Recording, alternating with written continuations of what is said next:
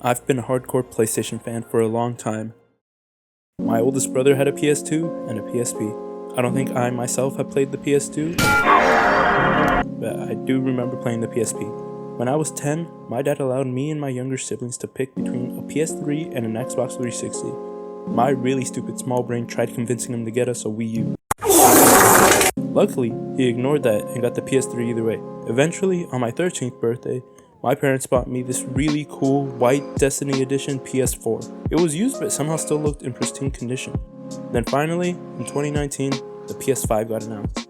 And all I could think about is how I needed this console. I went to work with my dad lots of times, did a crazy amount of yard work, but eventually I saved up enough money to buy the PS5 when it came out. I remember I left my Zoom classes running in the background while I was hard focused on my phone looking out for any websites that had any pre-orders live. I think I did this for like 2 months straight. Luckily, after paying attention to a total of 0 hours of Zoom classes, I got lucky enough to order one off of Best Buy. I was so excited I remember spamming in the Zoom class chat. I said GG 5 times.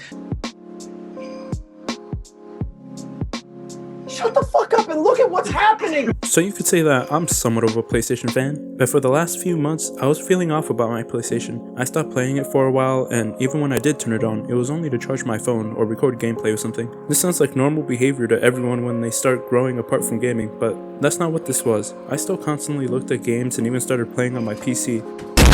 I guess it was the fact that I had a PC and I wasn't using it at all. I also wanted to learn more about how to use my PC, like how to play MNK, as well as post more videos on YouTube. After some hard thinking, I finally built up the courage to unplug it and list it for sale online.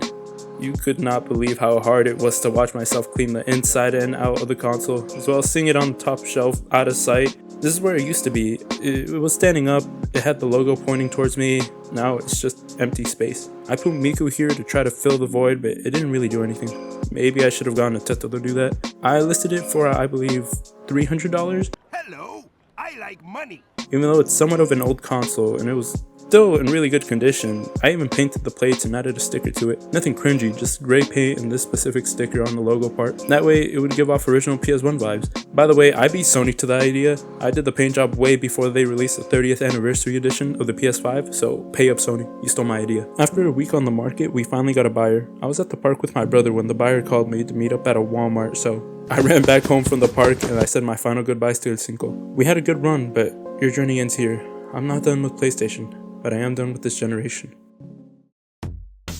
Never mind, I'm done with PlayStation. There seems to be nothing but straight dog shit news for console gaming, so I don't think I'm going to be returning to PlayStation anytime soon. It's now been about a month or two without a PlayStation, and honestly, it might have been the best decision I've ever made. Just so that you, the viewer, can understand how big of a change this is, I spent like 60% of my life on the game holding a controller. I wasn't good by any means, but I did play a lot. But now I'm still spending 60% of my life on the game, but with a mouse and keyboard. No, but for real, the huge change of basically relearning gaming and learning how to manage things on my computer is a huge learning curve, but it's cool. I've started playing different genres of games rather than playing only competitive shooters. It feels amazing. A good way to learn how to play on mouse and keyboard is by playing story games, since there's no need to crank 90s or pop ult when you talk to an NPC. Also, who knew story games had good stories? And since I'm on PC way more, I've gone back into making YouTube videos. No guarantee on consistency, but I'm having a blast writing down these scripts, as well as scouring the internet and reading the most stupid Reddit stories. I accidentally got my goldfish pregnant. This could be done on my phone too, but something about doing it on PC hits different. I also got into PC gaming just in time for the Steam Summer Sale. It's probably over by the time I post this video, but I see what all the Steam hype was about. I bought a good amount of games for the price of 2 sticks of bubblegum and 500 yen. Not to mention the refund policy. Why doesn't PlayStation and Xbox do this? There's no need to continue glazing, as some of you might already know the glory of owning a PC, but to anyone who's still on console and has been considering changing the PC, do it. If you have the money, of course. PC prices have gone up a lot more in the last year, but if you save enough and take a bit of time to learn about building a PC, I can tell you that you won't regret it. I'm definitely going to build my own PC when I get enough money, but in the meantime, my laptop's doing just fine. Hopefully you liked this video, and if you did, I would really appreciate it if you subscribed. We're almost at 100 subscribers. Wow, that sounds so cool to say. Thank you all for watching, and one more thing that I forgot to mention earlier, I used the money for my PlayStation to buy a Switch too.